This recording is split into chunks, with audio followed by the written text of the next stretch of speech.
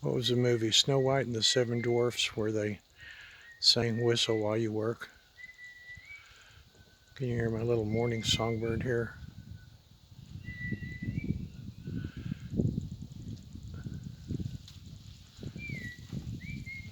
Liborio whistles all the time while he works. He's just the happiest, most content little guy.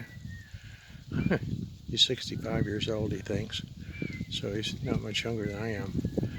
But he just goes about his work. I keep him here at the house every day because he needs to work in the shade half the time. So the other guys are way back in the back.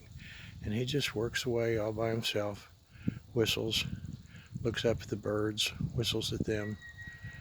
Happiest guy. One of the happiest people I've ever met. And there's a backstory here. He has much to be sad about, much tragedy in his life.